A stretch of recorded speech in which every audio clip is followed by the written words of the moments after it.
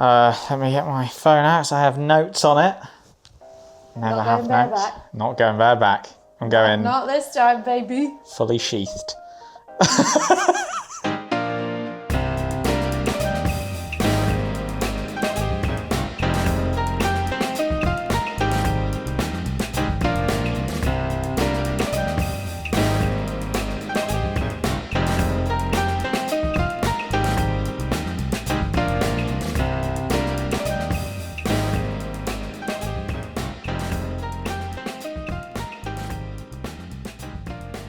Hello and welcome to Cruise Next. My name is James Albarn. I am joined as ever by Elsa Grace. How are you, Elsa? Very good, thank you for asking. Cruise Next is the podcast in which we watch a film and then after discussing it, we dive into the credits, we pick out a crew member and they lead us on to our next film. This time on the podcast, it's Go, Go, Go, Murray Walker, because we are talking courtesy of Laura Schalke, the hair and makeup supervisor of The Bubble. We are talking about F1. The movie? F1? In some countries. In some countries. In others, just F1.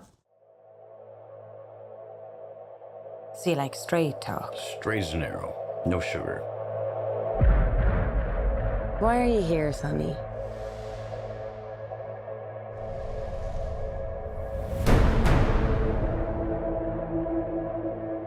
When you look in the mirror, you see this rough and tumble, old school cowboy. Doesn't take orders, goes his own way, huh?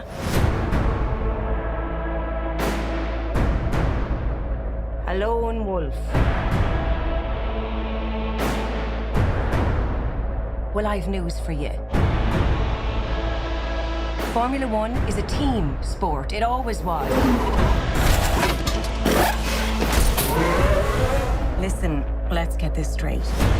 We all lose our jobs if you can't pull off a miracle. No pressure. None.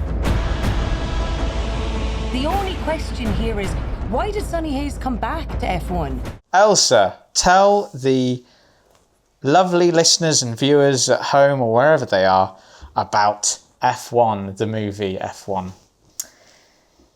Can you guess what team I support? I can. It's probably illegal now because I don't know that I do anymore. No. Doesn't matter really. Doesn't really matter.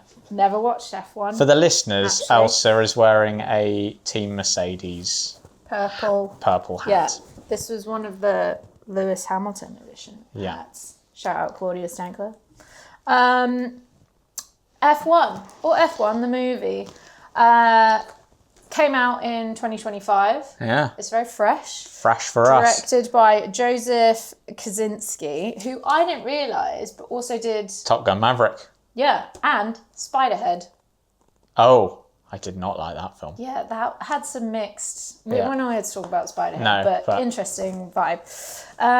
The movie follows Brad Pitt's character, Sonny Hayes, who is a retired Formula One driver.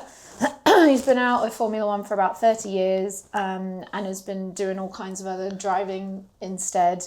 And essentially including taxi driving, not just race driving. We don't see it, but they refer to the fact that for a bit he was a taxi driver. Well, he just loves driving. He just loves driving. He just wants to drive. Oh, just get me in a car. And his friend, his ex-team partner, who is played by... Javier Bardem. I was giving you an opportunity to do the accent there. Oh, sorry. Okay, it's fine. Javier Bardem. I'm being respectful to accents now on the podcast. Did you get some backlash from Belfast? Is that why? Been cancelled. Yeah, have you been Me Too'd? Who... Not be Me Too, Jesus. That's a very different thing. Have you seen... I'll tell you later. Javier Bardem plays the team owner, and essentially he is $350 million in a hole, and his team is about to be taken out from underneath him unless he can gain some points for the end of the season, and they have 9 races to go, and he doesn't know what to do. He's got 2 rookie drivers, And so he goes to Brad Pitt and he says, "You're the only person that can help me, Brad Pitt." You're the only one. There you go. Moves swiftly on. And the team is a made-up team called APXGP, which they write like APXGP. Yep. Which APXGP. APXGP. And he thinks about it, and he talks to a lady that works in a diner to make his decision. I forgot about that. Yeah. Yeah, and he goes, "It's not about the money." And then she goes, "Then what is it about, honey?" Yeah. And that will come back And- at the end of the film. Yes. Is she Southern? I don't know. I can't don't remember. know. Anyway, he joins the team. Him and his teammate have a bit of a, headbutting. Conch Tomp. Okay. The technical director is a very attractive lady who's very clever and very young in the role, and works with Brad Pitt to basically modify the car in a way that makes it more aggressive but less safe. And he is a very haphazard driver, but somehow they manage to win some points. And spoiler, he wins the last race in Abu Dhabi of the season, which means that Javier Bardem gets to keep his team. But he then walks away from it and goes back to just driving like random things like monster trucks in the middle of the desert. Yeah, because Dune it's buggies, just whatever that about was. the driving Because it's not about the money. or the winning. Or it is about the winning. And that is the film in a nutshell. His teammate is played by a very young, what's his name? Damson Idris. He's very good, I thought. Kerry Condon is the team female technical director. It's got a pretty killer cast. It was shot throughout the 23-24 Formula One season. So there is a lot of Real race footage. There's a lot of real race footage. You see a lot of the team principals. Fred Vass is in it. Toto Wolff's in it. Toto Wolff was a producer on this, as was Lewis Hamilton. Yeah. Who else? Zach Brown is in it. Fernando Alonso has a line. Fernando Alonso. Max Verstappen. Yeah, they're all in it. Yeah, they're all in it. All the drivers. Yeah. But, which is kind of amazing. So obviously this film was shot along, it's Formula One, the movie. So they shot with the FIA and, they had all of the... It's a corporate exercise, isn't it? Yeah, it is. But like, it's quite an outstanding feat. And then part of me wonders, I've never watched Formula One before. I'm just kidding. As a Formula One fan, there was a part of me that was just like, does it matter? Because I don't think I'm that much of an intense fan. But even I was watching the footage in this film going, that's not that race. That's not that race. Like, they're saying that crash happened in Jerez, but that's very clearly the UK. Like, there was like stuff that even I was spotting. And I was like, does that matter? Like, did it need to be really accurate? Probably not. I don't know. What do you think? Well, okay. So let's... Did you before we notice go any of those into, things? I noticed some things. Okay. So before we get into, Do you want to ask if I like into it? into the weeds of it? So you're an F1 fan. Yeah. I would say you're probably a bigger F1 fan than I am currently. I used to love F1 when I was growing up. I feel like I've cooled off on it over recent years, but I still engage in it and I still watch the occasional race and I still keep up with what's going on and all that kind of stuff. So I would say I'm at least a casual fan, do you know what I mean? And have been since I was very young. You're I'd say more of a fan, aren't you? You try and watch most races, I would say. I haven't, do you know what, this season I haven't followed it as much. Okay. I have followed Lewis Hamilton's career probably for like the last, I don't know how long. When he first went into McLaren, I was watching him. So I followed him into Ferrari and then I just found it too difficult to watch. So I just I haven't really been watching anymore. Okay, fair enough. But sort of on a scale of things, I would say I would probably class you as an F1 fan. Yeah, I compared guess, to the regular cinema goer who Sure. maybe doesn't watch a race or whatever. Yeah. So sort of, I'd be interested to know, top line going in, what was your sort of expectations of it? What did you think about it before you saw it going in, having seen trailers and having seen them filming it off and on through the last couple of years? And then what was your sort of top line? Did you like the film? Did you not like the film? And then we'll go with what I thought in the same way. Sure. Yeah. I mean, so obviously everyone who watches Formula One knew that this film was in the making because they were shooting at real races. And you would just see like, Brad Pitt walking down grid, in full kit, and they had their own crew. So I was looking forward to it, but I was also a bit like, oh, is this going to be a bit more of Drive to Survive? Because I started watching Drive to Survive, and I think it's a great thing. It got a lot more people interested in the sport, but Drive to Survive, sorry, for those who don't know, is the Netflix documentary series following the behind the scenes of the Formula One, which a lot of fans have sort of said is kind of edited in a way to make it more dramatic and all that kind of stuff, and there are some discrepancies around what is actually real and what's not real. And I remember Drive to Survive, one of the things that turned me off it, there was Charles Leclerc had a crash, and in Drive to Survive they're like on the radio and they're like, Charles, can you hear us? Charles, are you there? And I remember that happening, and it didn't happen like that. He went into the wall and then straight away was like, I'm okay. And so from that point, I was like, oh, that's what this series is going to be. It's going to be really dramatic. And so I couldn't be bothered, and I didn't watch it. So I was a bit worried that this film would be like that, and it would just be like very Hollywood and hyper drama, and I'd just be a bit like, no, it's just like not really why I am interested in Formula One. But I do think it was. It was very Hollywood and glitzy and, dramatic, and that I've written a lot of stuff down with like question marks because I'm like, that wouldn't happen. Yeah. But I fucking loved it. I thought it was so exciting. I really liked it. Wow. I can tell from this reaction you did not. I hated this film. I hated it. Did you? Yeah, the more I've thought about it, the more angry, and I thought this was gonna fucking happen.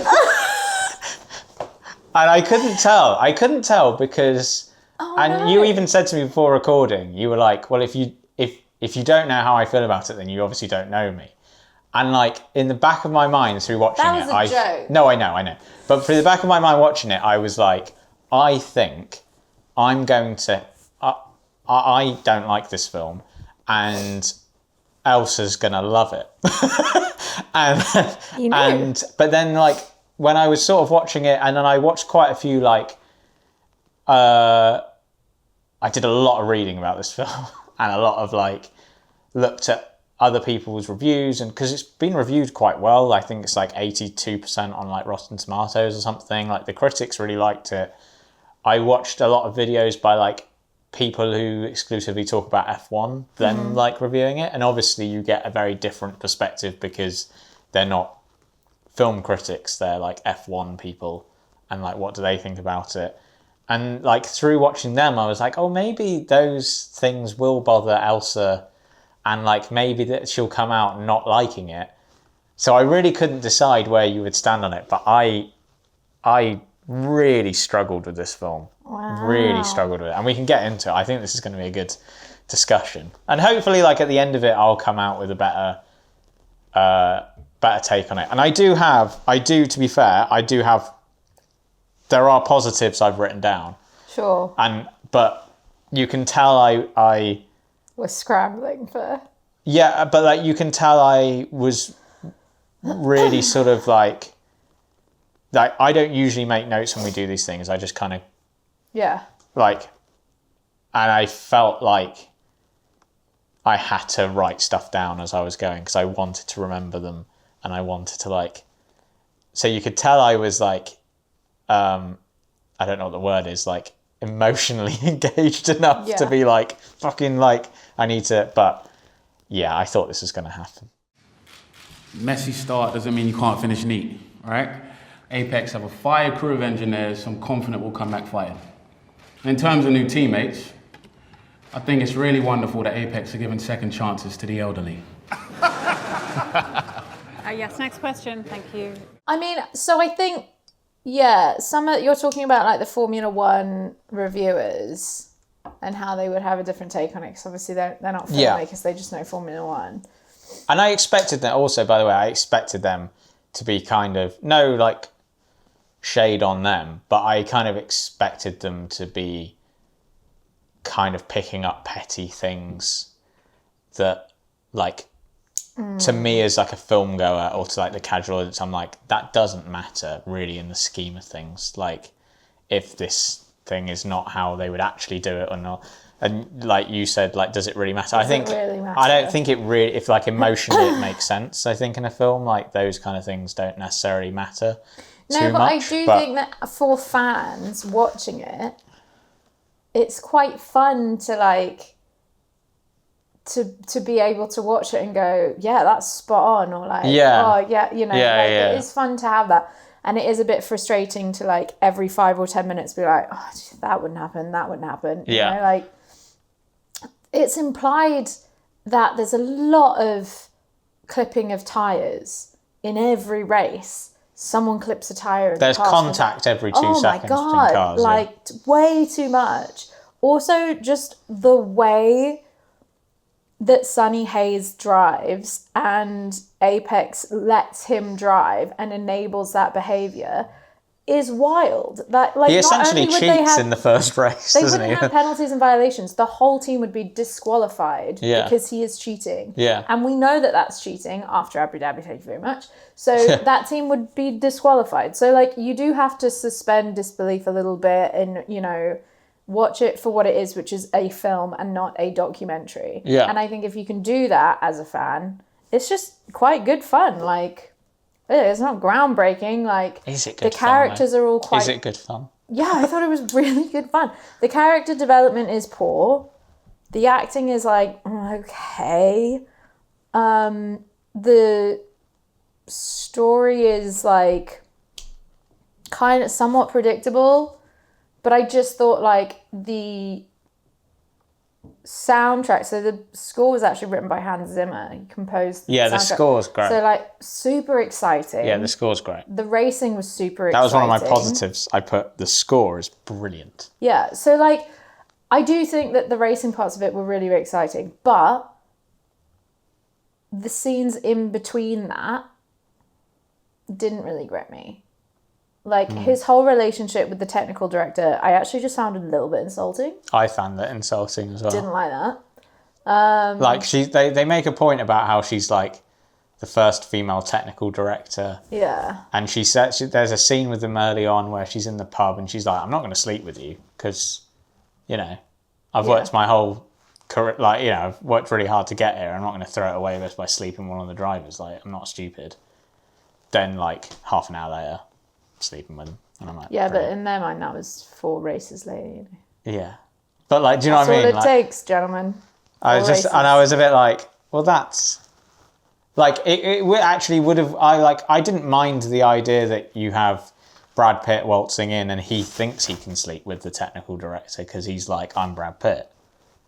Sonny Hayes. Yeah, and then she like actually like continuously rebuffs him and is like, and then he kind of has an arc of like learning to respect women in their job. Do you know what I mean? But like, you know, like he could have gone on a bit of a journey of like, yeah, quite right that she doesn't sleep with me and like there's a respect here and like all this kind of stuff. But no, it is just like she does just sleep with him and it's like, oh, that's disappointing. Yeah, and I just mean like the female characters in this, you have her who's this like, you know, supposedly kind of a bit of a prodigy when she was young. She came up very quickly, and she's a woman in Formula One as a technical director for a Formula One team, and that's great. And there isn't a lot of that. So, like, grand, but then she is there just to be his romantic lead. And then the other female character is a bumbling pit stop crew member who keeps fucking up. And then, you know, at the end, by the grace of Brad Pitt believing in her, gets better and is good at her role. It's also super annoying. She wouldn't still be in the pit stop crew had she done what she'd like. And also, why is she the dumb one? Why could they not have a really competent female pit stop? Do you know what I mean? Yeah. Like, those were the two female characters. So that was pretty bad for a film that was made in 2025 or 2024. I do think I will maybe give the slight... The other female character was Joshua's mother as well. Oh, yeah. Who didn't have a lot about her He didn't really do much. But I think the... Great actress, but not a lot to do. But I think I guess the thing you could give to...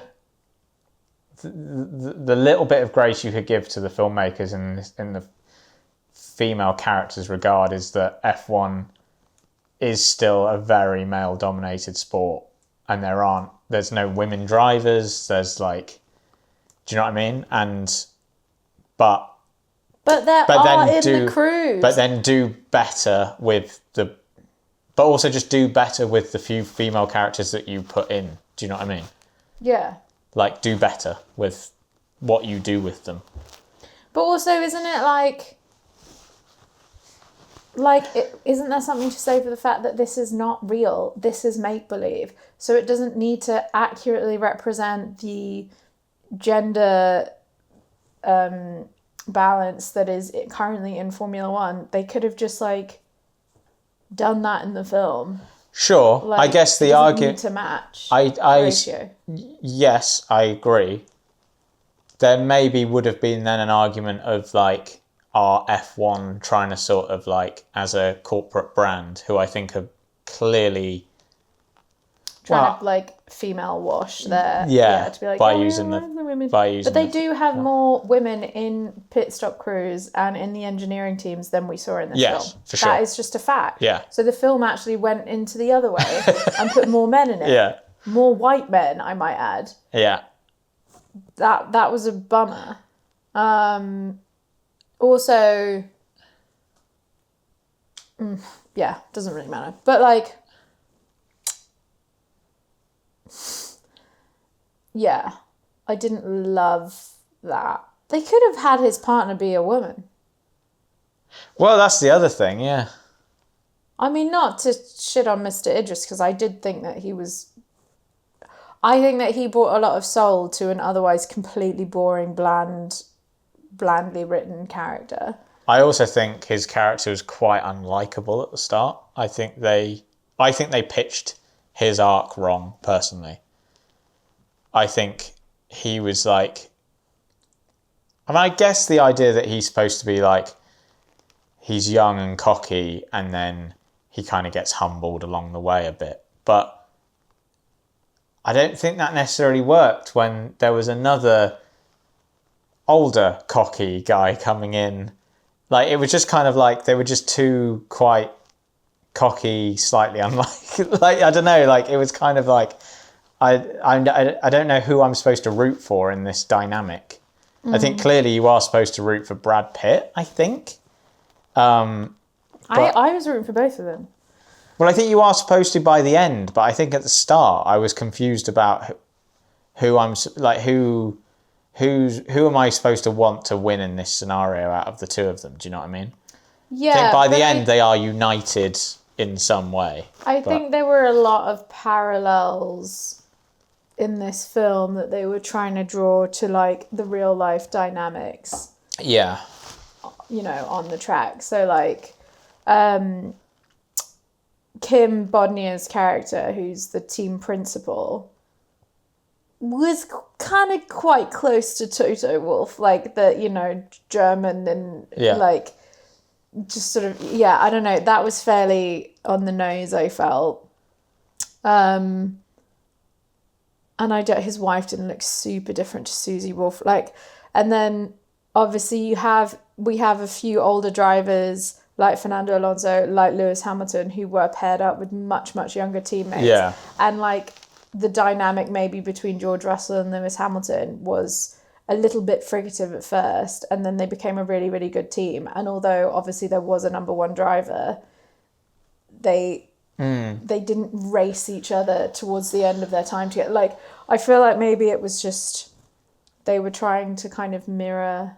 Yeah, and I think that probably is what they would say. I just think in terms of trying to emotionally invest as an audience member, I sort of struggled to know which one to like. Yeah. I thought they were so, like, obviously signposted. I almost felt like we were just being handheld all the way through it. Like, Brad Pitt is a good guy. He's kind of chaotic and he doesn't follow the rules, but he's a good guy. Like, let him win at poker so he could be the number one driver. And, like, I feel like they were really obviously, like, he's super humble. He just wants to have his peanut butter sandwiches and work out in his van. Like, yeah, but I found that just only annoying. wants to train with the team by running on the track, not on a treadmill, and just tennis balls for me. Like, I don't know. I thought that was really obviously. I thought we knew which one we were supposed to like, but we were supposed to be aware of the fact that Damson was super young and the rookie. They kept calling him the rookie. Yeah. And his manager kept reminding him every 2 minutes that he only has 9 races left in the season to make an impact. Otherwise, he might not find a team. Who I think was supposed to be his cousin as well. Right, okay. Which is quite funny because there is a lot of that. Like, Carlos Sainz's cousin is his manager and does, you know. So that, yeah, I felt like it was obvious that we were supposed to root for Brad Pitt, but that our attitude towards Idris Damson Idris was supposed to be like, oh, you're just a kid. You're still learning.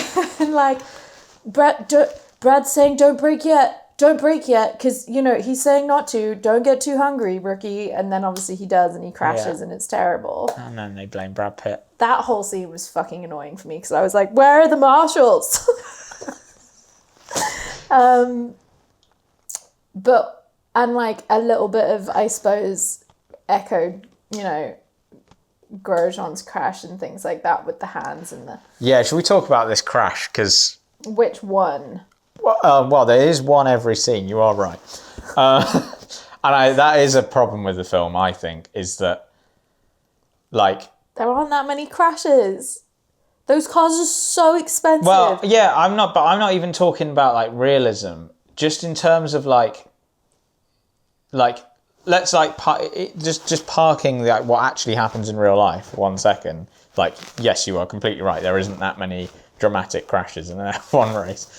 But I think as an audience member, watching a film, you know, having a dramatic crash in a racing film feels like a really impactful, big moment.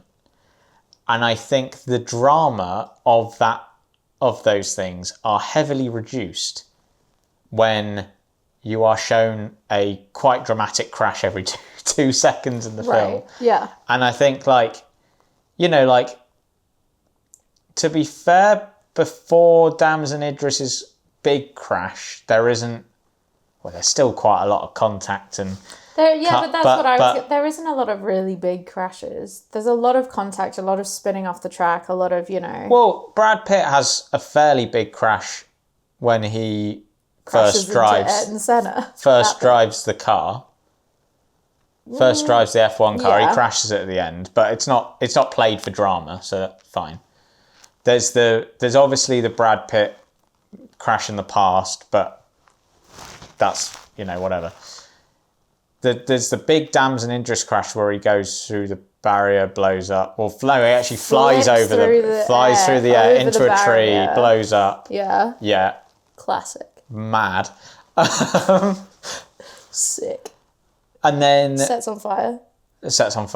And then Brad Pitt has a big crash and ends up in hospital. A few races later, once Damson Idris is back...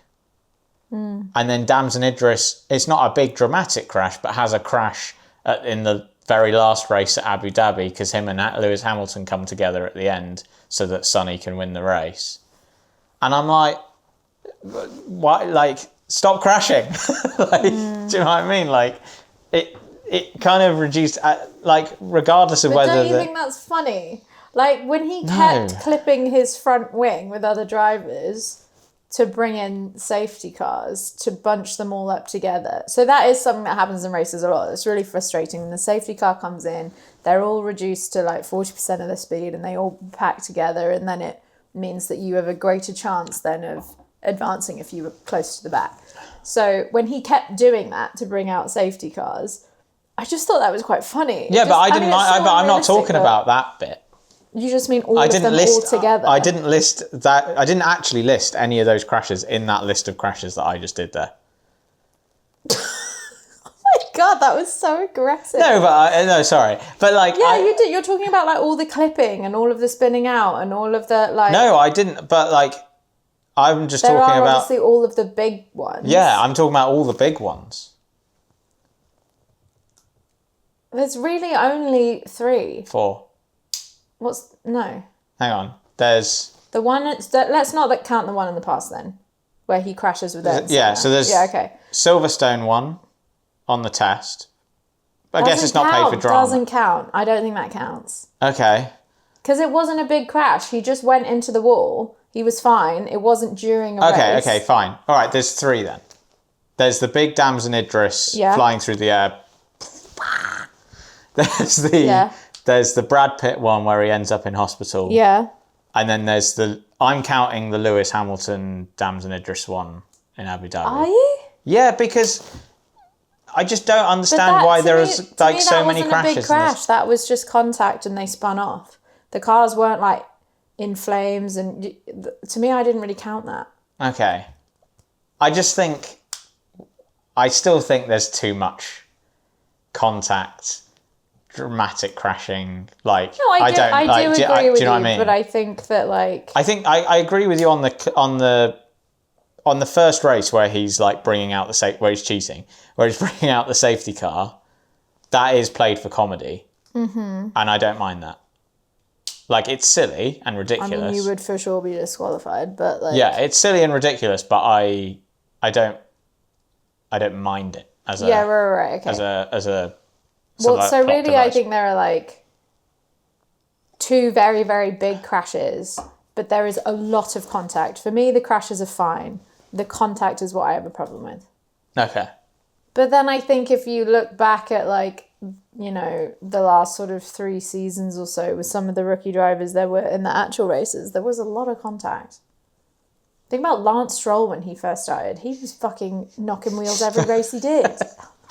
Do you remember... Think about Mick Schumacher. Do you remember, was it Mazepin? That Russian driver? Oh my God. He should not have been on the jet. Like, he should not have been allowed to drive for as long as he did. Wasn't his dad involved or something? Yeah, of course. Yeah. All their dads are involved. That's true. Like, but yeah, I think I just disagree, because my point is like, if you like when you watch race highlights, for example, after the race, there's always a little bit of contact, and it's not always from the same drivers. So admittedly, this is obviously condensed to be all the same drivers, but that is a part of racing. But I think I'm not. I think my problem with it isn't the realism of, does this happen in F1 or not? You just feel like it's crying wolf with the audience's sensibilities of getting like fatigued with like, I got fatigued. Crash. That's exactly what it is. I got fatigued. I was like, totally fair. I was like, again, like, and I think I don't mind. I mean, I do think the Damson Idris crash I don't think it looks good. I think it looks silly, personally. What? The flipping? Yeah. I don't know. When I first saw it. I've seen crashes like that. I know, and I know it does happen. I don't know. There was just something about the very first time I saw it. I was like, that looks a bit odd. But maybe it's okay. But I think for dramatic purposes, I've got no problem with that crash in general, of like, you know, it feels like an important part of the movie. It's, all that. I think then when a few races later you have Brad Pitt having a big dramatic crash and he's ending up in hospital, I was a bit like, oh, we're doing this again. But now with the other driver. Mm-hmm. And I think that's where I was a bit like, come on. And then when it is the constant, he's clipped a wheel, they've spun, they've done this, they've done that, I was just like, can we not just have I don't know, a dramatic overtake or something? I don't know, just vary it up a bit. I feel like we were playing the same notes all the time, and it for me became a little bit boring when they're supposed to be really exciting race scenes. Yeah, I mean, I did think that they were still exciting, because I think I did suspend my disbelief and I just watched it as a movie and not as a Formula One fan. Because I do, if we're being very technical about it, I think having as much Formula One involvement as they did, that should have been better. Having Lewis Hamilton as a producer and then doing silly things I think it's Idris is in front and his wings are he's basically engaged in DRS, but he's got clean air and he wouldn't be using DRS, and just stuff like that is such an obvious thing for fans that I don't understand how as many Formula One people could have been involved in this and not flag stuff like that. At the end, they say he's racing Hamilton and the number on the car is 6. Oh, really? Yeah, and Hamilton's 44. It's George Russell. Just stuff like that is That feels like some weird mistakes to make, though. That's what I'm saying. I mean? So, if because they were changing the cars and CGIing the cars and all that kind of stuff, so it feels a weird mistake to make. Yeah, those although kind of there things. was stuff Valtteri Bottas was in the wrong livery at one point, going between Alfa Romeo, because obviously this was shot over a couple of years and teams swapped around in the year. So there were some mistakes that should have been fixed. So I feel at the bare minimum, they could have been really, really accurate with the racing stuff. Yeah. I think it's fine to shoot races or on tracks and then pretend they're different tracks in the movie. Because honestly, let's just you have to agree on this. Flowers due for the logistical teams on this crew that were managing them shooting at these races. Yeah. And that must have been a fucking nightmare, because I've shot with Formula One teams, I've shot with Formula E teams, and even just the very, very small stuff is an absolute pain in the ass. So I can't imagine. Yeah, shooting. I thought it as well when they were there's just shots of them sort of clearly at races on the grid and stuff like that, and I'm the management of and fair play to the actors getting their takes right in those scenarios and stuff, and just because you would have had a short amount of time for some of those things of just right, we've got to film right now, do you know what I mean? Those kind of things I thought very well managed. It must have been documentary shooting, so must have. I don't know how else they could have, because the number one thing that would have been relayed to the crew for those shoots is do not in any way get in the way of race day and slow down race day. Yeah. Because also it's all broadcasted live. It's all that the pressure must have been immense. Yeah. Yeah. No, I mean, fair play to that side of things. For sure, and also the sort of the technical achievements around the placing the cameras on the cars and all that kind of stuff. It looks good. Do you know what I mean? It looks great. I mean, I think a lot of the driving stuff was shot statically, right? Must have been Well, no, apparently they did do a lot of the driving.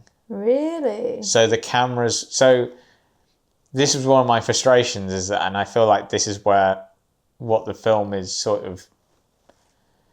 I watched the behind the scenes thing all about it, and all they talked about in the whole behind the scenes thing was literally nothing about what the film's about, and it was all about, isn't it amazing we've managed to put all these cameras on these Formula 2 cars that they're driving for real, and it's actually Brad Pitt in the car, and all this kind of stuff. And like, it was a bit like, yeah, but what about like, is the film going to be any good, or is it just Probably not. No. But yeah, so they developed these cameras that could shoot.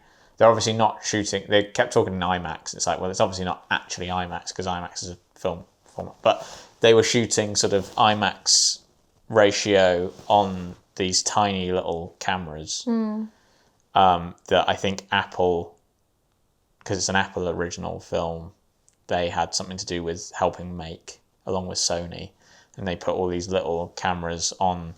You can see it. They've got them on their helmets. They've got them everywhere around the car, basically.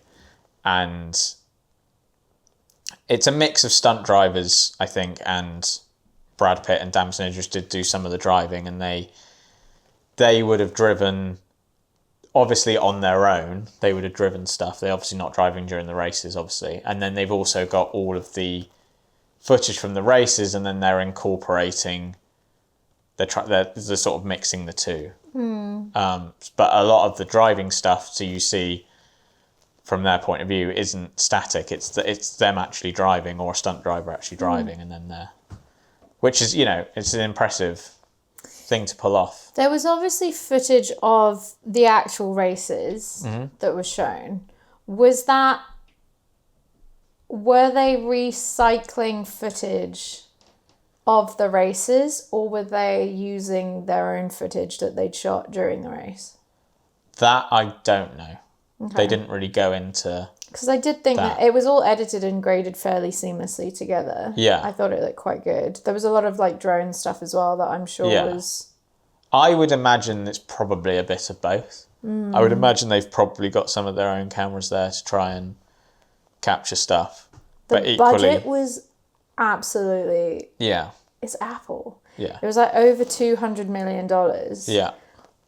There was a lot of Apple product placement in it. I don't know if you noticed. I didn't, actually. There were quite a few iPhone moments. There was quite like... Oh, yeah, there were the definitely IMAX, some iPhone moments. all of the technical director shot scenes were... There was a lot of like Apple Watches. Yeah, I mean, fair enough. They've put up the money so they can put their phones in it if they want. But yeah, there was a lot of that. I mean, Brad Pitt got paid a ridiculous amount of money for this film. It's the highest he's ever been paid for a film, I read. The highest he's ever been paid for a film. And he just got to like... drive around. Hang out and drive a Formula 2 car. It's a good job. It's not a bad job, is it? It's not a bad job. Do you know how much he was paid? Is it 60 million or something? Or is it not that much? 30. I think it's like 30, yeah. 30 million. Crazy. But it did gross just under 625 or something. There is already talks that they're going to make another one. And it's going to become a franchise. A franchise? That's what they're talking. That's what they're saying. Joshua, Sonny. So I'm sure you both have heard the rumours. We all lose our jobs if you can't pull off a miracle. And that's starting with staying on the bloody track. That we were doing just fine while JP was out. I was out because I was listening to you. Ish. Well, please don't call me JP. It's a nickname. You don't get to choose. Your name doesn't even make sense. Is it Sonny? Is it Hazy? We don't know, do we, Kate? Lads, have I not delivered you a car? Do you want to hear some of my notes? Because I've made them. I might as well use them. Here's one, and I caveat this with I'm not having a go at them. They did a fine job, and bless them, they're not actors, and they're brilliant commentators. But I really struggled with the commentary over the races of Martin Brundle and is it David Croft? Yeah. I really struggled with that. Did you? It's less so them. I thought it was cute. I was I like, thought doing the little acting. I thought they did all right, to be fair, for the most part. There was a couple of lines where I was like, oh, you're reading that, Martin. But like overall, I thought that their performances were all right. Most of the time. Buxton? We'll get on to him. No, I didn't have an issue with him, to be honest. I think he was fine. And it's what annoyed me about Rush as well, the James Hunt, Niki Lauda film, is the commentary, man. Like, and I know they've got to explain Formula One to an audience that doesn't watch Formula One. There was a lot of exposition. But it was very over exposition-y, and I think that was another thing that took me out of the race scenes. I felt like there was lots of moments where actually, even if you didn't know F1, you would understand certain bits. I disagree. I think you're being too pedantic there, actually, James. Do you really, though? Yeah, because I think... But then isn't that a problem with the film? Explaining, like, even just going DRS, drag reduction system, but like, people don't know that stuff if they don't watch No, but online. I'm not talking about, like I think, like, I get that they had to explain what DRS is and stuff like that, but, like, there's even just moments where they literally just... And I know they're commentators and that's what they do, but they were literally explaining what we were literally watching a lot of the time. And I was kind of like, we can figure out that what he's doing here, or like what move they're trying to do or something. I felt like it was just very like over expositional. It took me out of the film. And I was like, I just wanted to hear the Hans Zimmer score and them fucking like driving. Do you know what I mean? Like, yeah, okay. I do think that I disagree with that. I think like it was very obviously exposition, but I think it had to be. I also think it was like a reasonable amount, and I think it also served a purpose in the narrative in that it kind of validated with the audience that in the Formula One world, outside of Sonny Hayes' brain, what he's doing is wrong and dangerous and a bit weird, and like, what's he doing? Why is he doing that? And like, we got the frustration from the team because they're on radio with him and they're going, don't you do it. But like also then getting commentators being like, what's he doing? Is it, like that kind of thing. I do think. Yeah, I mean, I think it's difficult. Contextualize it. I think it's difficult, isn't it? Because I think like, especially the first race, it's the first. What? Silverstone? Yes. It's the first race that maybe an audience who's never seen F1, it's maybe the first time they're ever seeing F1, right? Mm-hmm. Or at least paying attention to it. So I get you have to explain what's going on. And then within that also, what Sonny Hayes is doing in that race is like a complicated... For someone who doesn't know F1, what he's doing is fairly complicated, and you've got to explain the intricacies of the safety car and all that kind of stuff. Fine with that. But I think then, like, later on, it's like, can we just ease up on the exposition a bit through the commentary? But see, I also am wondering if maybe that is indicative of filmmaking nowadays for big blockbusters, which is the second screen element, where we have to say what's happening. Yeah, but I'm never going to like it. I mean, I don't like that either. But like, I'm wondering if that's also part of it. But you picked up on it more because you're like, yeah, I know that. I know Formula One. Yeah, and I guess I just like, it's difficult, isn't it, as well, to separate it's bothering me in the moment, right? So it's then difficult for me to then go like, while like it's still having an emotional sort of effect on me in terms of like it's annoying me while watching it, so then it's hampering my enjoyment of the film, and whether it like needs to be there or not, it's still like I'm still finding it like difficult, and that like takes me out of it. And I was kind of like, because like my favorite sequence in the whole film is literally Sonny's last lap in Abu Dhabi when he's flying.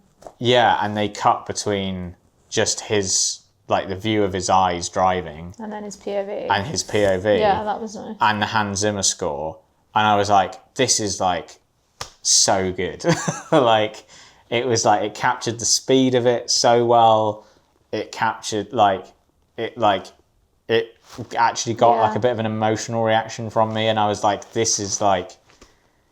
And it was kind of a bit like, oh, this is what I've been waiting for. And I thought... But then I think it should have ended with the checkered flag. I think everything that came after that... Oh, God, yeah. Ruined it. Yeah. Why was he on the podium going, no, give it to Javier Bardem? He gets a trophy anyway. Yeah. He gets a constructor's trophy. What do you do? Just take the trophy. And you can see George Russell there going... Yeah. like, bless him, trying to do his little Yeah. acting. But like, yeah, I feel like that. I agree with you. That shot, those few shots were so beautiful, and it should have just ended there. And instead, they had to do the Hollywood indulgence bullshit, and it just sucked. My next. What else have you got? What my else next are you note. moaning about? My next note is I've already said that one. So I just wanted to see it. It doesn't really bother me, to be honest, because this is a Formula One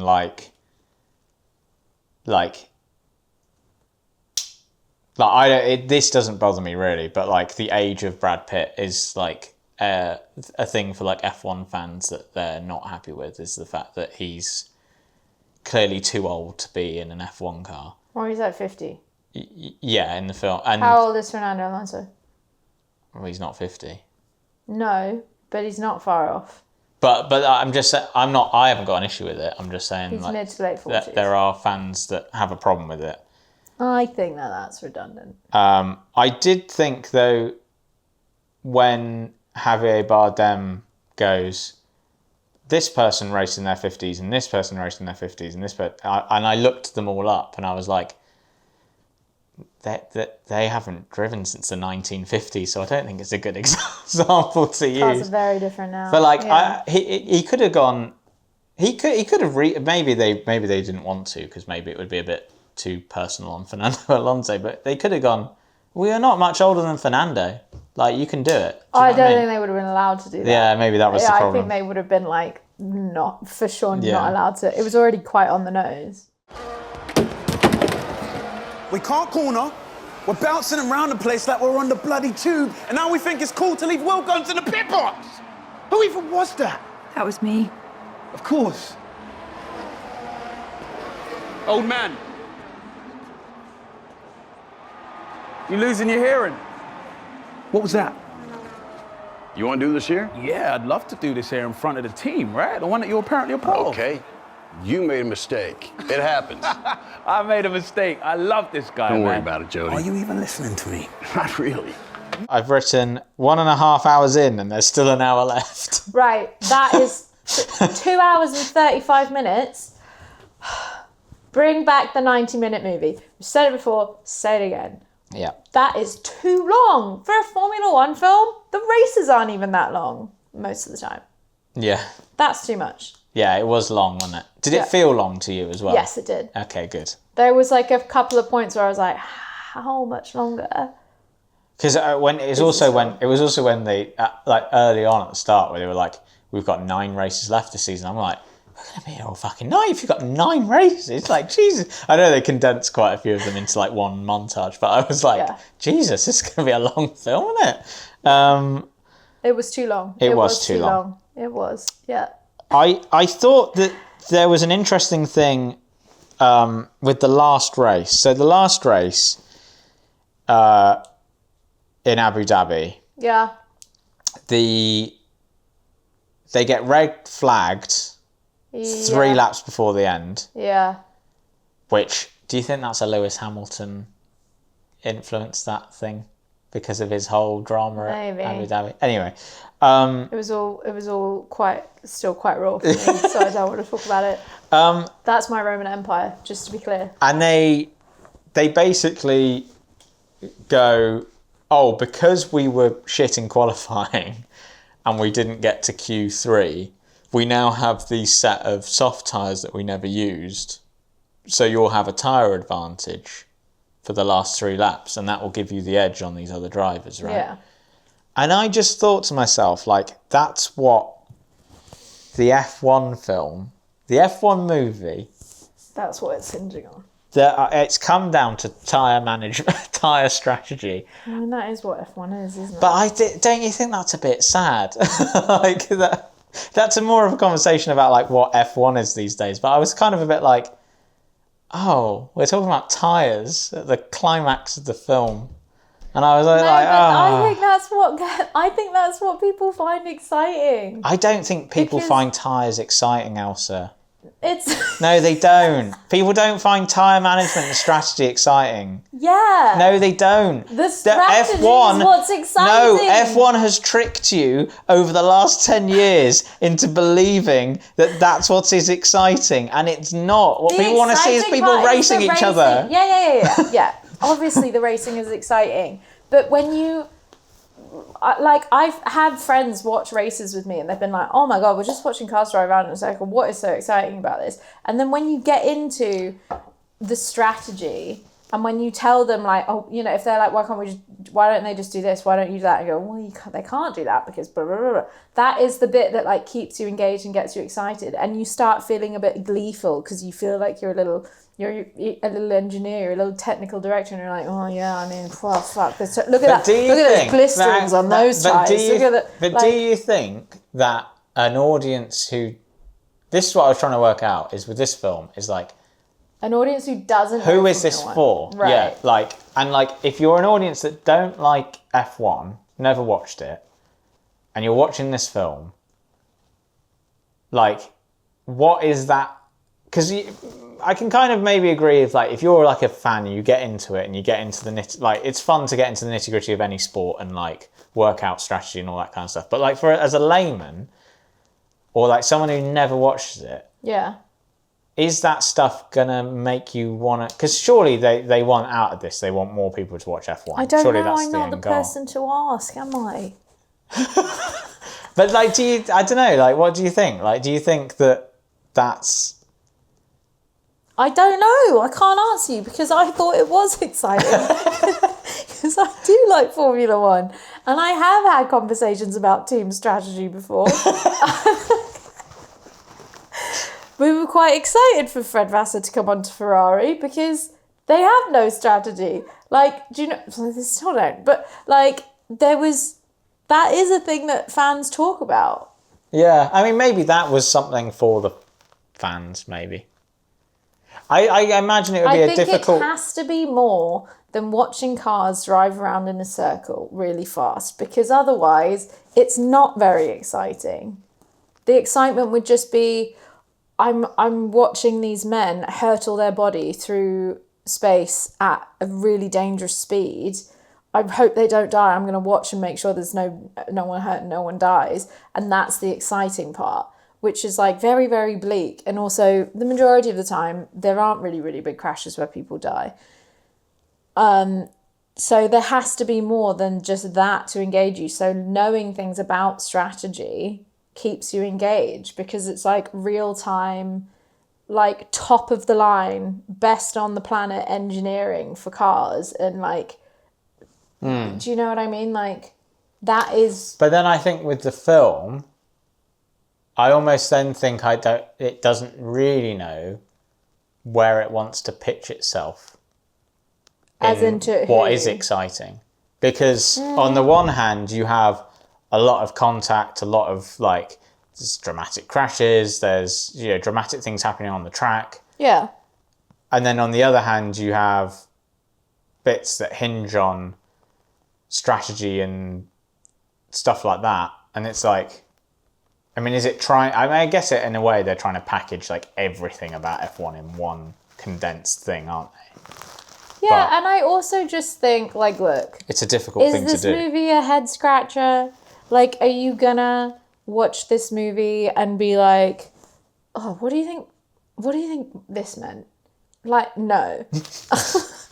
That's not what this is. So I think, like, Formula One fans will probably come away being like, oh, well, actually, that wouldn't be a virtual safety car. And actually, you only have so many front wings because... That's what a lot of those F1 videos were. And it was actually quite annoying. Did I think it? Yeah, I thought it too. But, like, I actually think people get a bit gleeful about that because they're like, that's actually wrong. And I know that because I'm a fan.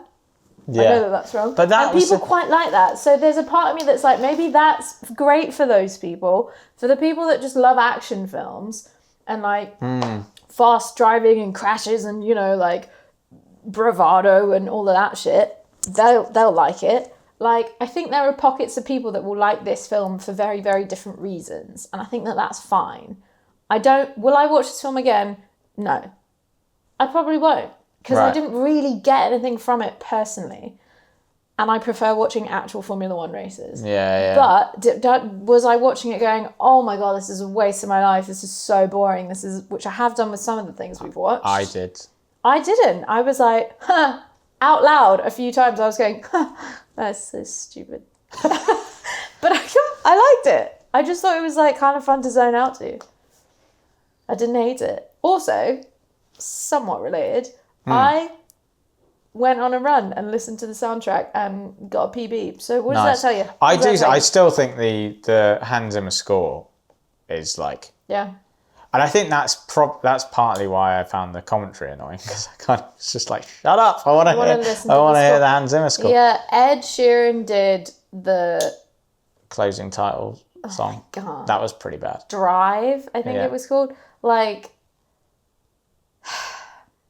It wasn't horrific, but it was just like it put the film, I think, in a very specific box that was just really quite like... Well, also, did you see that like a lot of the songs that were in the film also then had F1 related music videos to accompany their release? It was like a big corporate effort, I think, across the board. Can I do a shout out? Go on. Hannah Callahan is my friend and worked on this film. Nice. Sorry, Hannah. Sorry. I'm sure what you did was prop really modeler. good. She's in props. Okay, well, the props were great. She's also a really incredible SFX artist and makeup artist. But anyway, I actually was maybe going to pick her for our... But I thought it would be too biased. Okay. So I didn't do it. I have one question at the end of my notes. Yeah. So it ends with Sonny winning the race. It's like there's a moment where they're both like side by side and they're trying to pass Hamilton, and they say Hamilton will defend whoever moves first. Yeah. Go to the move first, and they're kind of both, and it's like one of them will have to. Hamilton or Judge Russell. One of them will have to yield, and Sonny goes, "Go win it, kid." And then he makes the move so Joshua can get through. And I was like, yeah, that's the right thing. And then Joshua ends up crashing out with Hamilton so that Sonny can win the race. No. No, it's not so that Sonny can win this, but it means that Sonny can win the race. What I was trying to work out whether, for the film, whether it should have been Joshua that won or Sonny that won. I think Sonny. He was the hero, right? And the reason why the win was right was because he yielded to give JP the chance to win. He was like, go and get it. I've basically taught you how to be in the team.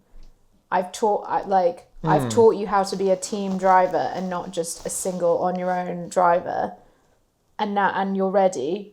You know, you can do this, go and do it. And then obviously clips Hamilton's tyre. And so then he's in the position to win. But he's set it up for him. So I think like that's the reason why it's kind of like fine that he does win, because... Yeah, and at the end they have the moment of him being like, it was always my team, and like, I've got loads of more races to win, blah, blah, blah, blah, blah. I think it is fine that he won. I didn't have a problem with it, but I was just sort of sitting there going, I don't know. Would you have preferred JP? Yeah, I don't know, just because I think less for like his character or whatever. It's not like I was like rooting for his character more or anything, but it was just more like I kind of liked the idea that like Brad Pitt's character had come to this sort of thing of like, I'm cool with not being the guy that wins races, and I'm cool with like, and you do get that because he allows Joshua to go through, but I don't know if it would have been slightly more powerful if he had just let him and he had just won, and it was kind of like he's fully sort of like, yeah, I'm cool with being the guy that doesn't have to win, and it's still a job well done for him whether he wins or not.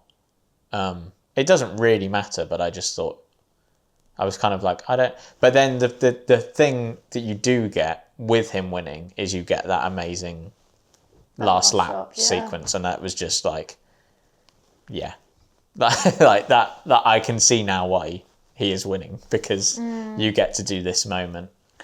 Yeah, and that's, you know, when he has his moment with the technical director, and he's like, when there's just moments when I'm alone in the car. And just everything's quiet and like you're like, okay, that's what he's going through. I did think his whole superstitious routines were unnecessary. Also, They didn't really. Well, I mean, I guess it paid off. Sonny must have spent hours picking up cards. Yeah, because just throws them all the time. Oh my God, stop it. So many scenes of him just throwing cards around.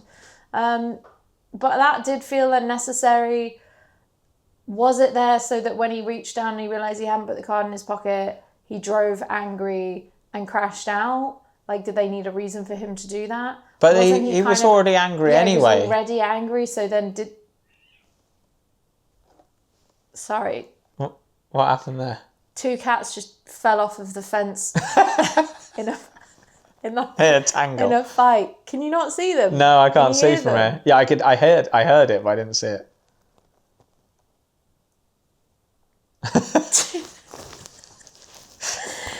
Sorry. Anyway. Yeah, he didn't. Should we vote? He didn't really need that, did he? I feel like we've talked this to death. Okay. And I'm worried about the cats. I might lose my seat if the team don't win a race. Any race. There are other teams? Yeah, there's 20 seats, but they're all filled. Plus, there's this new guy, and he's old. How old?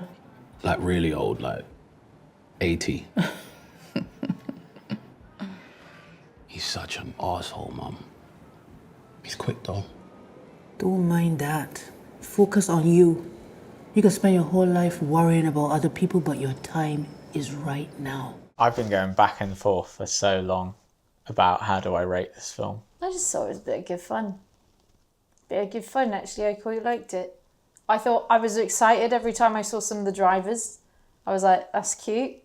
Thought it was like, it got the buzz right. I like seeing Buxton on the, like, there was a lot of stuff that I was like, I didn't think I'd have that, but then when I saw Fernando, there's a moment Fernando Alonso comes up to him and goes, "Oh, good job today." I was like, "Oh, that's cool. It's Fernando Alonso." And I weirdly, I didn't think I'd be like that at all. And then there was a shot towards the end where it showed David Croft and Martin Brundle actually in the commentary, and I was like, "Oh, that's nice. It's nice that they've got them in there." I liked all the stuff in like the paddock. It was quite like, I just thought it was a bit of fun. Pretty bummed that I didn't get to work on this film, because that would have been very cool. Yeah, it would have been cool to work on. It would have been very cool to work on. But yeah. I don't think it's that deep. I'm not going to watch it again. I didn't think it was a badly made film. Well, no. I think your biggest issue with it is probably the editing, and that it's too long. I don't think it's a badly made film. I think it's not the best written film in the world, I would say. I would agree. And for sure. And I think it is too long. I was also trying to work out like how you would do this differently. And I was like, would it have been better if they'd have just focused on like one race or something? I don't know. But then it's harder to give it more of a complete arc, I guess. Yeah, there's not room for a lot of development if you're only going to give them one race. But I also felt like it almost... And I also think they want to sort of, as part of like...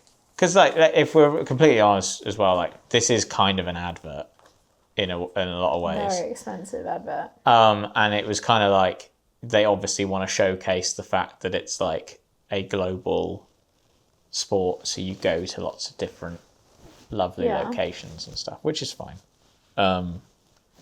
So I guess that is another reason why you wouldn't want to necessarily focus on just like one race, or like, do you know what I mean? What are you giving it out of 5? Soft tyres. I don't know. I give it...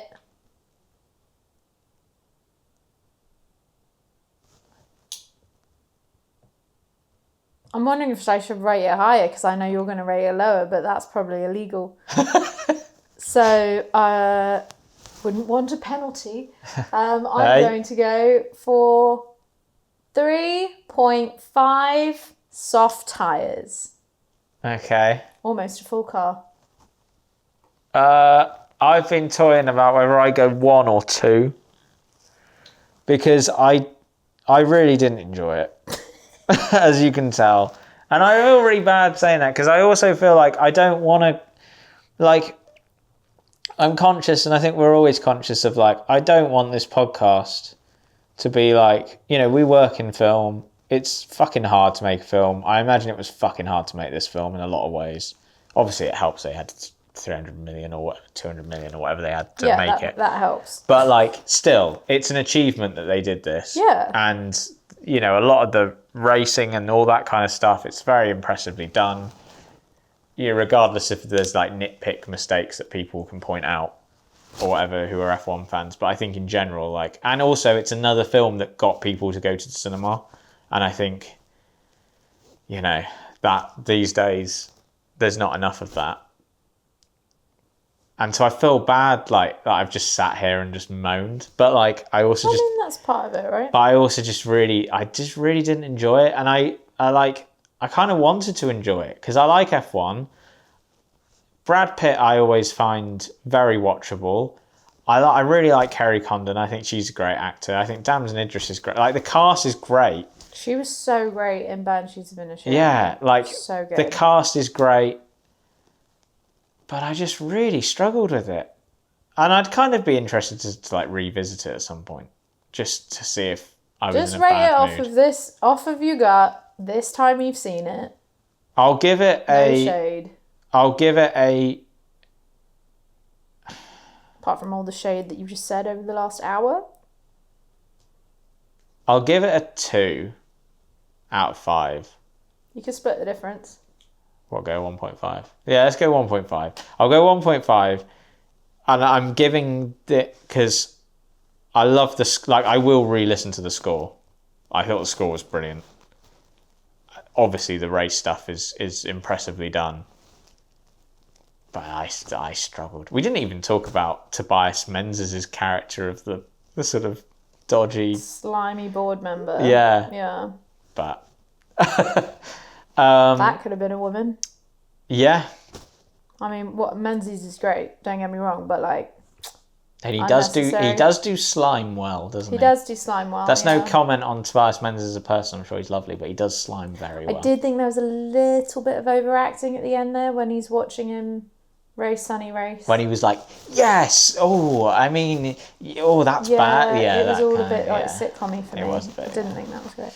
But okay, 1.5 soft tyres. 1.5 soft tyres. So well done.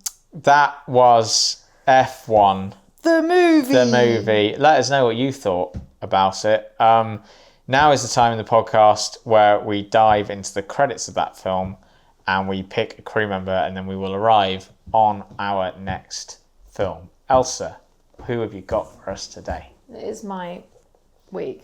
It is your week. Hilariously shut the book. Had it open the whole time. Right. You have 3 options, as always. The first option, I definitely have a preference. Okay, the first option is Georgia Lewis, who is the floor second AD, my girl. Second option, Claire Anderton, action prop buyer. Oh. Third option, Freya Clark, first assistant sound. My temptation is to go for the floor manager second AD because achievement on that film. But I feel like she was not on every unit. I can't remember. I'm going with, because I don't think we've had this before, I'm going with the action prop buyer. Who was the action prop buyer? Claire Anderson. Claire Anderson. We're going with her. It's all right. It's not the one I wanted you to pick. Oh, okay. So next week, join us. We will be talking about See How They Run. Oh, Sam okay. Rockwell The Sam Rockwell session. Yeah, thing. yeah. Yeah. I've had that watch list listed for a while. There you go. So there you go. That's what we'll be doing next week. Thank you for joining us. I apologise for my grumpiness and Progressively got more grumpy. Like, it would have been fine to just... You don't seem that grumpy until you go, I'm so grumpy. and we will see you next time. Thank you for watching. So grumpy. Goodbye.